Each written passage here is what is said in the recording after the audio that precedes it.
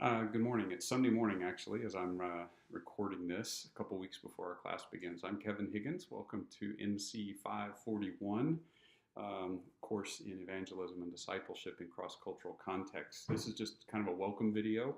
Um, Excuse the informality. It's actually a day before my 60th birthday. I've got family in from out of town hanging out, especially my daughter's surprising me. And so I'm just kind of doing this on the fly, getting ready for our course while they're around. And looking forward to our time together. I want to, in this video, just give a few updates or introductory comments. I won't go into tons of detail. A little bit about me, and then a little bit about the flow of the course. And then, of course, as we proceed, I'll be saying more detailed things about different readings and things like that. You'll notice that every week there's, I think every week, pretty much every week, there's an introductory video that I'll be posting related to the topic, as well as the readings. You'll find all that in the syllabus and in the assignments. So let me get started by just kind of saying a bit about myself. I and my family served overseas primarily in South Asia, a couple different countries in South Asia, also within East Africa. And before heading overseas, I had worked cross-culturally with Iranians here in the United States. So my experience with cross-cultural stuff personally is all tied to that.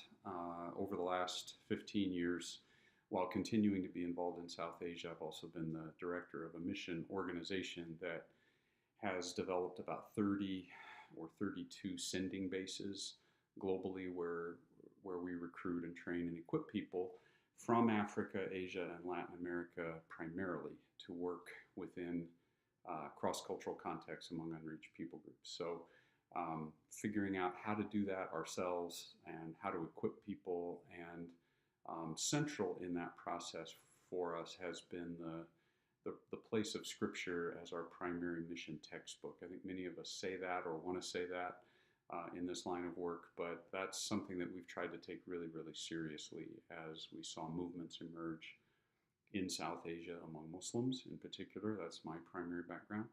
How do we use Scripture not only in the actual process of evangelism and discipleship, but also to equip others to do that as those movements also became cross-cultural?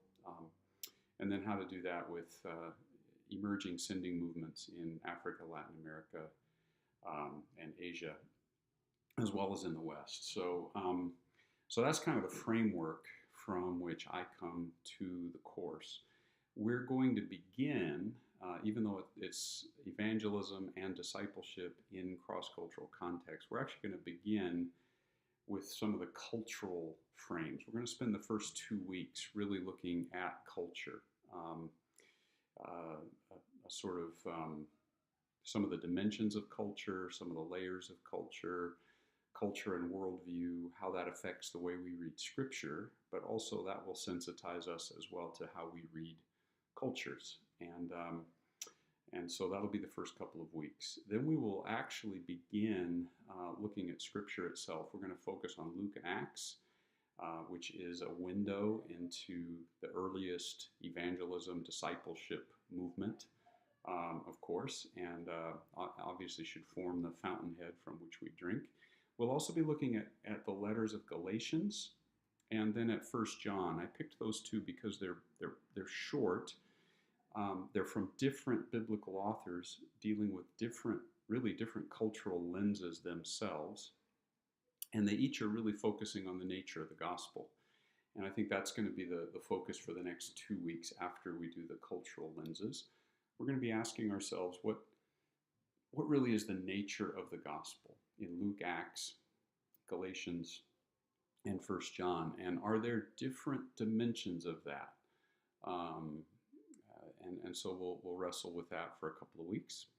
Then we'll actually turn to sort of a historical picture.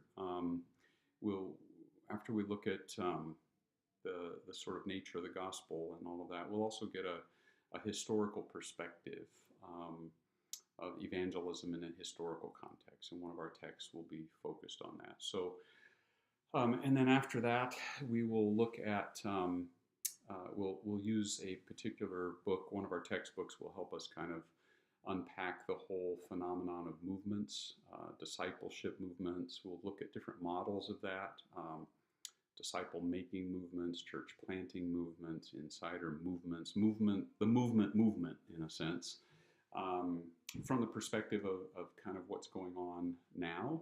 And then we'll step back again to Scripture, actually. We'll look at Luke and Acts again, but this time using that as a frame of reference to sort of evaluate all the current talk about movements. And so we'll dig back into Luke and Acts to do that. Again, looking at the whole evangelism, discipleship, and the relationship of disciple making and church is going to be, even though it's not in the title of the course, is going to be a focus for us. And then as we move forward from that, we will actually then, you'll have an opportunity to select whether you would like to do one of the texts focusing on the Muslim world, or Muslim context, I should say, Buddhist context, or Hindu context. There is a religious dimension to culture and cross-cultural evangelism and discipleship. And as you'll see when we move forward, I think it's impossible to separate religion and culture as if they're easily distinct and distinguishable facets, as if we could do cross-cultural work without taking the religious piece into account. So you'll get to select based on your own interest at that level. We'll step back again after that to look at Galatians. This time, again, looking at the nature of the gospel, but also there's some really profound things in the letter of Galatians that could help shape our understanding of what we call religion and sort of in the global context and the varieties of expression of the religious dimension of human culture. And then we will come back again in the concluding period to kind of draw some conclusions, read ourselves back through and all the stuff that we've done as we try to wrap things up near the end. So hopefully what you're hearing, even though you may not have these words in your mind as you do it, is a sort of what I would call an iterative or cyclical process where we keep coming back and back and back. So culture, scripture, history, scripture, current trends, scripture, gospel, religion, scripture, and this kind of iterative process that I think is really critical to developing the kind of ongoing position of learning and reflection and letting the Spirit of God really use scripture to shape our thinking and our process. So along the way, obviously, there'll be assignments, and you'll have questions about those week by week, wanting to be a learning community, posting things, interacting with one another, shorter essays and reflections, that sort of thing. So, and we'll talk about some ways that maybe you can be creative with some of those as well. But this is just kind of the broad strokes introduction. I look forward to getting to know some of you and to getting this going. I've been looking forward to it for quite some time and really happy that it's just about here. Of course, by the time you get this, it will be here. And look forward to meeting you. So God bless you, and look forward to seeing you in class pretty soon. Thank you.